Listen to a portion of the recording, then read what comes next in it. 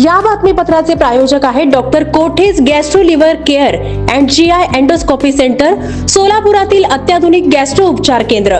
तुमचं पोट, लिव्हर आणि आतड्याच्या सर्व समस्यांसाठी विश्वासार्ह ठिकाण. आज श्रमिक पत्रकारच्या वतीने आज या ठिकाणी उपस्थित असलेले केलबुडे भैया, तसंच आमचे सागर भैया, किरण बनसोडे साहेब, कुलकर्णी काका, ज्येष्ठ पत्रकार कुलकर्णी साहेब, तसेच प्रशांत जोशी सर, सर्व पत्रकार आज यांचं मनापासून या ठिकाणी धन्यवाद देतो की आज मला महापौर होऊन 25 दिवस झाले आणि 25 दिवसातच तुम्ही या ठिकाणी माझा मान सन्मानाचा या ठिकाणी कार्यक्रम ठेवलात. प्रथम या ठिकाणी सर्वप्रथम तुम्हाला या ठिकाणी मी धन्यवाद देतो. आणि समाजाचे जे काही आपल्या सोलापूर शहराचे जे काही प्रश्न आहेत, या ठिकाणी अनेक प्रश्न या ठिकाणी प्रलंबित आहेत. त्या प्रश्नाला वाचा फोडण्याचं काम हे पत्रकार असेल, अनेक आमचे लोकप्रतिनिधी असेल, या ठिकाणी आम्ही करत असतो. आणि निश्चित माझ्यावर खूप मोठी शहराची जबाबदारी आहे. ती माझं प्रामाणिकपणे मी या ठिकाणी जे काय आपल्या शहरासाठी आपण करू शकतो ते मी प्रामाणिकपणे या ठिकाणी मी प्रयत्न करणार आहे.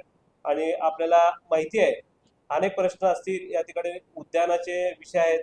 आपल्या अनेक सोलापूर शहरामध्ये जे उद्यान आहेत, उद्याने ओस पडलेले आहेत, त्या उद्यानाचा विषय आहे. परत तसेच आपले जे स्मशानभूमी आहे, स्मशानभूमी देखील या ठिकाणी जवळपास आपल्याला 50 स्मशानभूमी आहेत. या ठिकाणी त्या अगेन्स्ट आपल्याला फक्त स्मार्ट सिटीच्या माध्यमातून 14 स्मशानभूमीचं या ठिकाणी सुशोभीकरण करण्यात आलं. पण त्यात बाकीचे जे काय अजून राहिलेले आहेत त्याचे देखील आपल्याला या ठिकाणी काम करायचं एवढं सांगतो. आणि सोलापूर शहरामध्ये स्मार्ट सिटीच्या माध्यमातून अनेक कामं या ठिकाणी झालेले आहेत, पण त्याचं मेंटेनन्स न होता या ठिकाणी मेंटेनन्स कसं केलं पाहिजे, झोनच्या माध्यमातून जोपर्यंत झोन निर्मिती होत नाही. मी जेव्हा महापौर झालो, मला एकच कारण का मी हातदौड भागातून मी या ठिकाणी निवडून आलो. गेले 4 टर्म झाले मी हातदौड भागाचं त्या ठिकाणी प्रतिनिधी करतो. समाजातले जे काही शेवटचे बारीक सारीक जे गोष्टी आहेत ते मला सर्व ज्ञात आहेत. आपला सोलापूर शहर, सुंदर सोलापूर शहर आपल्याला जर करायचं असेल तर झोन निर्मिती होणं हे गरजेचं होतं. म्हणून एकच झोन, जवळपास एक प्रभाग 4 झोनमध्ये वाटला गेला होता.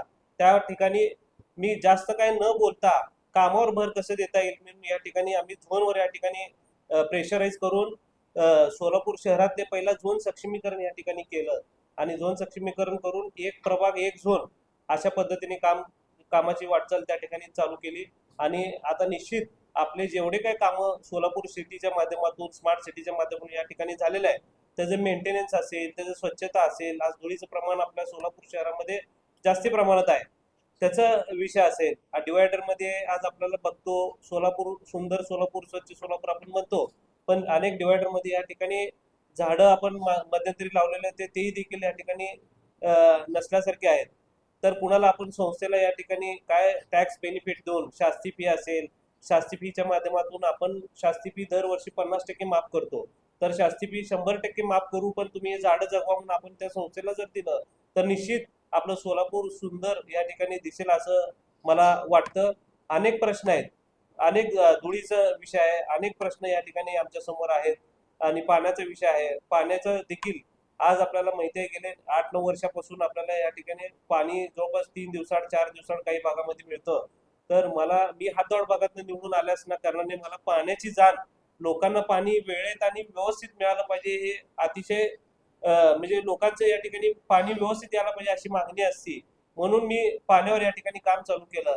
आणि निश्चित माझ्या हातून जेवढं होता येईल तेवढं मी आयुक्त साहेबांना देखील या ठिकाणी बोललं की आयुक्त साहेब, की गेले आपले जे पूर्वी रिटायर झालेले जे अधिकारी आहेत, जवळपास 6-7 अधिकारी आहेत, त्यांना अतिशय चांगला अनुभव आपल्याला सोलापूर शहराचा आहे. आपल्याला ह्याच्या आधी आम्ही 2 दिवसाआड पाणी या ठिकाणी घेतलं होतं शहराला.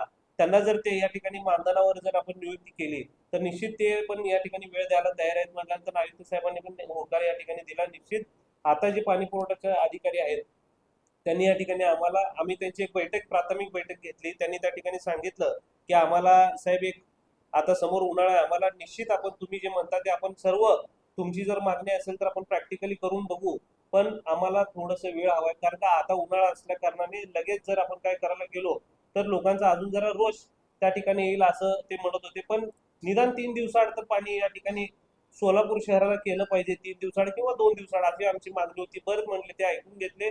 जागेवर आपण व्हिजिट करून सर्व जुन्या अधिकाऱ्यांना घेऊन जाऊन अजून तिथं काय करता येईल आपण त्या ठिकाणी करायचं ठरवलं. स्मार्ट सिटीच्या माध्यमातून अनेक या ठिकाणी कामं झाले. स्टेडियमचं या ठिकाणी आपले कामं झाली. सोलापूर शहरात आता आपण म्हणतो ते कॉम्पॅक्ट मशीन, धूळ मशीन मशीन जी आपण घेतलेली त्या ठिकाणी आधी 70 किलोमीटर मशीन चालायची, त्याच्यानंतर कालांतराने 30 किलोमीटर या ठिकाणी ते एका एजन्सीला देण्यात आलं. तर आपण जास्तीत जास्त त्या ठिकाणी रूट वाढवून आपल्या सोलापूर शहरातले जे डस्ट आहे, मेन रोडला जे डस्ट आहे ते कसं कमी करता येईल ह्याच्यावर आमचं भर राहणार आहे. आणि निश्चित अनेक सूचना मी पत्रकार बांधवांना पण मी विनंती करतो की तुमचे जे काय अजून अनेक सूचना जे असतील, कारण का तुम्ही समाजाच्या कानाकोपऱ्यामध्ये तुम्ही समाजाचे जे विषय आहेत त्याला वाचा फोडण्याचं काम तुम्ही आपण करत असता. तर जे काय अजून काय प्रलंबित विषय असतील तुम्ही आम्हाला सांगावे, आम्हाला मदत करावी. आम्ही निश्चित एक प्रामाणिकपणे या ठिकाणी आमच्या तर परीने आम्ही करणारच आहोत. पत्रकारांचे जे विषय असे विषय असतात की ते महत्वाचे विषय असतात, ते देखील आपले जेवढे काही विषय असतील आम्ही निश्चित या ठिकाणी सोलापूरच्या सुशोभीकरण, सोलापूरच्या सौंदर्यावर भर करण्यासाठी आम्ही या ठिकाणी निश्चित एक प्रामाणिकपणे काम करू. मला माहिती आहे महापौर म्हणजे सोलापूर शहराची अतिशय एकदम जबाबदारी या ठिकाणी माझ्यावर आहे महापौरची. तर हे निश्चित आम्ही या प्रॅक्टिकली जागेवर जाऊन प्रत्येक गोष्ट त्यात अकाउंट ऑफिस असेल, चीफ ऑडिट असेल, आपलं महापालिकेतले जेवढे काय अधिकारी असेल त्यांना सोबत घेऊन त्या जागेवर स्पॉट व्हिजिट करून सगळे विषय मार्गी लावायचे या ठिकाणी आम्ही प्रयत्न करणार आहे. एवढंच मी सांगतो. आणि पत्रकारांचं तुम्ही या ठिकाणी भैया विषय मांडलात ते एक सांगतो की अतिशय चांगले उपक्रम तुम्ही पत्रकार लोक या ठिकाणी राबवता. आणि मेडिक्लेमचा विषय असेल, गृहनिर्माणचा जो विषय आहे तो जर माझ्या कार्यकाळात झाला मला निश्चित या ठिकाणी खूप आनंद होणार आहे. आणि माझ्या हातून जे शासन दरबारी राजकारण न करता समाज त्याच्यामध्ये राजकारण कुठलंही न करता फक्त एक समाज कार्य म्हणून जे काय माझ्या हातून करता येईल मी निश्चित या ठिकाणी राज्यस्तरीयच्या लेवलला मी या ठिकाणी पाठपुरावा करून आपलं गृहनिर्माणचा जो विषय आहे त्या ठिकाणी मी सोडवण्याचा निश्चित या ठिकाणी प्रयत्न करतो. परत राजकारण होते की कुणाला वाचवण्याचा विषय नाही आहे. सोलापूर शहराच्या सुंदरतेमध्ये जर भर पडत असेल तर निश्चित त्या ठिकाणी नदी असेल किंवा सीना नदीचं जे काय हे आहे वाट जे आहे ते व्हायला पाहिजे. हा सर.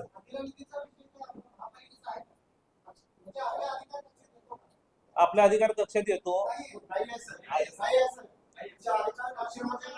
ऐका एक सांगतो, आपल्या अधिकार कक्षात काय आहे ते सांगतो. त्या ठिकाणी नदी जी दाखवती ती गेल्या 100 वर्षापासून दाखवते, हे बरोबर आहे.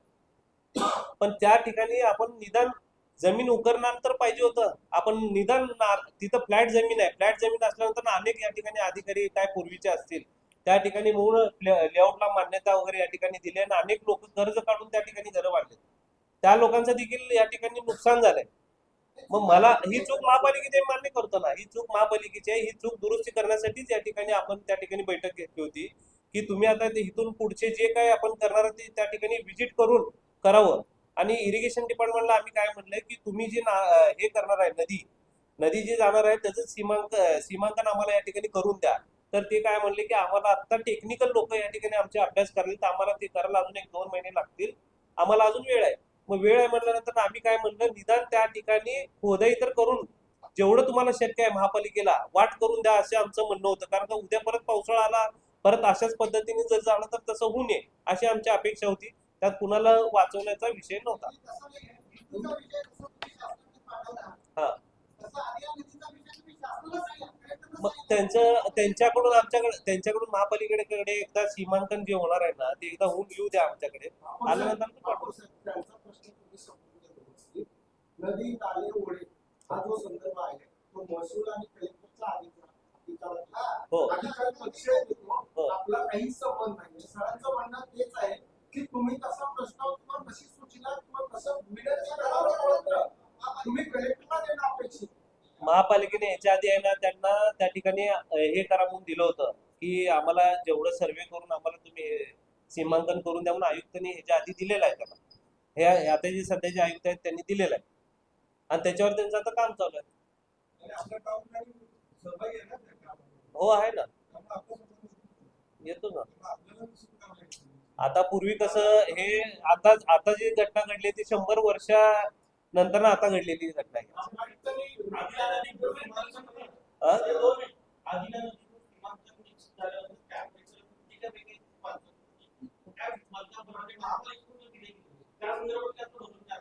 काय ते तिथे जे कोण अधिकारी होतील त्यांच्याकडून जे काय आता लोकांना समजा पहिला आता होऊ दे, त्यांना अजून 2 महिने लागतात असं ते म्हणले, कारण का त्यांच्याकडेच अजून कुठली हे नाहीये, म्हणजे काय म्हणते ते रूपरेषा अजून त्यांच्याकडे नाहीये.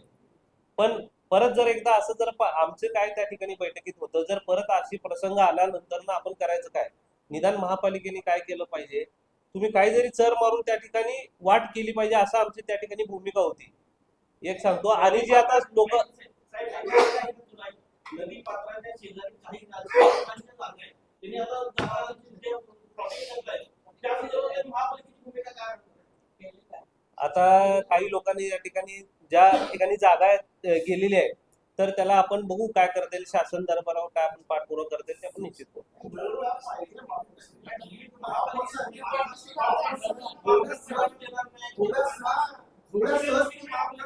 आमची इच्छा एकच आहे, त्या ठिकाणी सोलापूर शहराचा जो काय विकास आहे, आता नदी आहे, पर्यावरण प्रेमींची आम्ही या ठिकाणी बैठक घेऊन त्यांचा जो गैरसमज झालेला आहे त्या ठिकाणी आम्ही गैरसमज काढणार. त्या ठिकाणी जर नदी असेल तर नदी व्हायला पाहिजे. अनेक लोकांना जर बांधकाम परमिशन म्हणा किंवा त्या ठिकाणी बांधकाम परवाने दिले गेलेले आहेत, त्यांची देखील या ठिकाणी बैठक घेऊन आम्ही काय करता येईल त्यांचं या संदर्भात आम्ही बैठक घेऊन आणि शासन स्तरावर पाठपुरावा करून आणि येणारे पहिला आम्हाला एक सांगतो, काही लोकांनी त्या ठिकाणी जवळपास 12 मीटर 15 मीटर सोडून या ठिकाणी घरं बांधलेली आहेत. काही लोकांना प्लॉटची परवानगी 12-15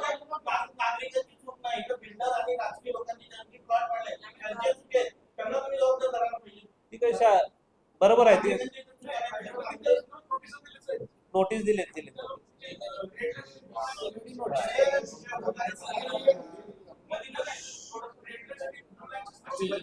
मी एक सांगतो,